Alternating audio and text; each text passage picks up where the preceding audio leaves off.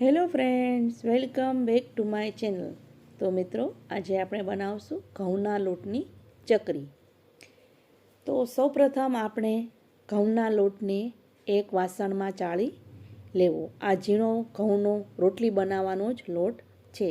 અને એક ઢોકળિયામાં પાણી ગરમ મૂકી અને ઉપર આપણે આવી રીતના લોટને બાંધી કપડામાં અને બાફવા મૂકી દેવો. લોટને આશરે આપણે 10થી 12 મિનિટ બાફવો, જેથી કરીને લોટ સરસ બફાઈ જાય.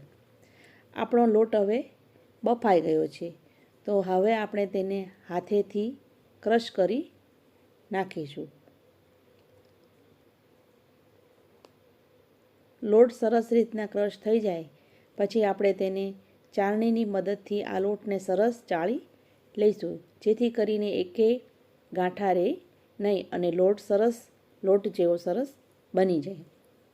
જો આ મેથડથી તમે મિત્રો બનાવશો તો ચકરી એકદમ સરસ બનશે.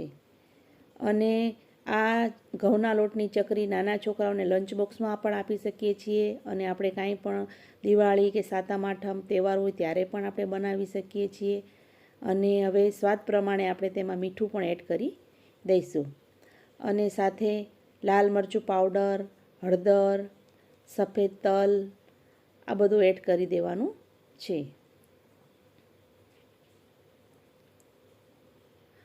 અને ઘરે બનાવેલી ચકરી મિત્રો સરસ જ બને છે. આ રીતે તમે બનાવશો તો સરસ બનશે. અને થોડું થોડું પાણી નાખવાનું અને આપણે લોટ બાંધી લેવો.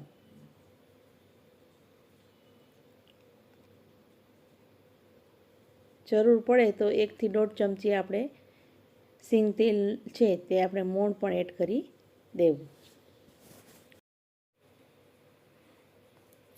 અને આપણા ઘરમાં તીખું જે પ્રમાણે ખવાતું હોય તે પ્રમાણે આપણે મસાલા ઓછા વધારે કરવા. અને આ મેં થોડીક મરચાંની પેસ્ટ બનાવેલી છે તે પણ એડ કરેલી છે. અને થોડું થોડું પાણી નાખી અને આપણે લોટની કણક બાંધી લેવી. બજારને પણ તમે મિત્રો ભૂલી જશો. જો આવી ચકરી ઘરે બનાવશો તો બજારથી લાવવાનું પણ તમે ભૂલી જશો. અને સાવ સહેલી અને ઇઝી રીત છે.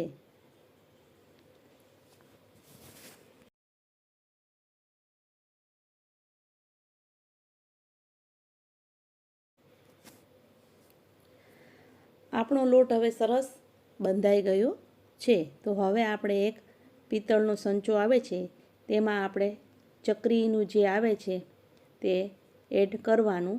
અને આપણે શેમાં થોડું થોડું તેલ પણ લગાવી દેવું, જેથી કરીને ચોટે નહીં. આ ચકરી જેવું જ આ સંચામાં નાખવાનું ગોળ પતાકડો આવે છે એ નાખી દેવાનું અને લોટને આવી રીતે ગોળ કરી અને આપણે આ સંચામાં ભરી લેવો.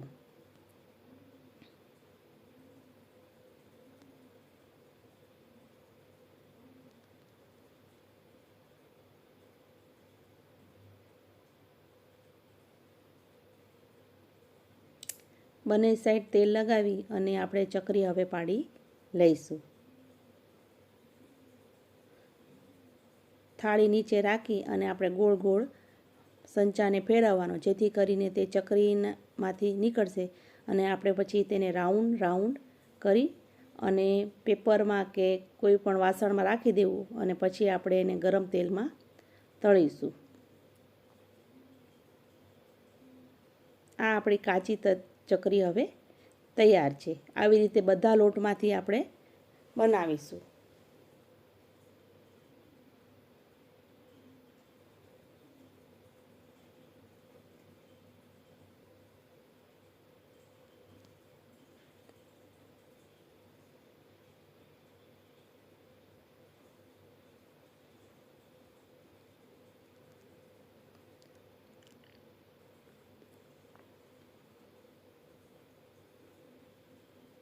હવે આપણી ચકરી લગભગ અડધી તૈયાર થઈ ગઈ છે.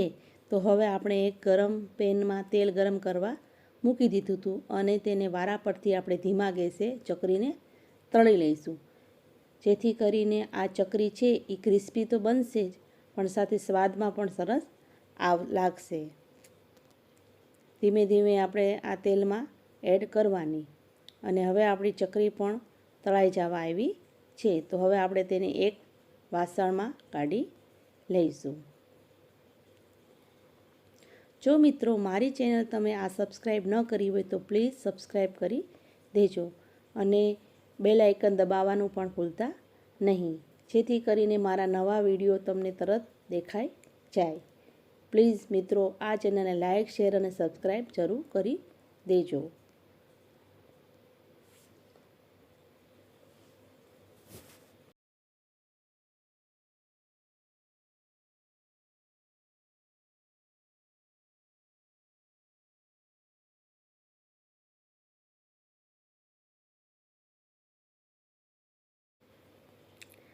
આપણી ચકરી સરસ તળાઈને રેડી થઈ ગઈ છે અને સરસ ક્રિસ્પી પણ બની છે. તો મિત્રો આવી રીતે તમે પણ જરૂર ઘરે જ ચકરી બનાવજો.